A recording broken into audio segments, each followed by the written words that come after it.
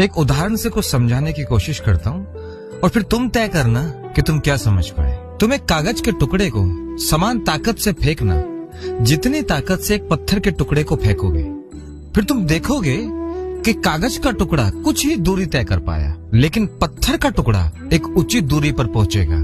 कारण वजन। बस इसी तरह आपके विचार, आपका स्वभाव, चरित्र, आपका व्यवहार ये कितनी दूरी तय करेंगे, ये इस बात पे निर्भर करता है कि उनमें वजन कितना है। अन्यथा उस ऊर्जा का उपयोग आपको कागज के टुकड़े की भांति कुछ ही दूरी पर ले जाएगा। ये आपको तय करना होगा कि जो आप सोचते हैं वो उपयोगी है या नहीं, जो आप करते हैं वो करने लायक है या नहीं। संसार में उन लोगों के साथ उठना बैठना जो आपको जीवन के मूल्यों की शिक्षा दे सके, जो आपको उन अनुभवों से अवगत करा सके जो जीवन की यात्रा में आपके काम आएंगे। ध्यान रखना, कोई भी रिश्ता संसार में आपकी सहजता से बड़ा नहीं हो सकता। जहां आपकी सहजता पर सवाल या चिन्ह उठने लगे, वो रिश्ते सिर्फ मजबूरी में निभाए जाएंगे। ये हो सकता है कि तुम एक कूड़े के ढेर के पास बैठे हो, लेकिन हवा दूसरी दिशा से बह रही हो तो तुम्हें उसकी गंदगी का एहसास ना हो। लेकिन जब कभी हवा का झोंका उसी दिशा से आएगा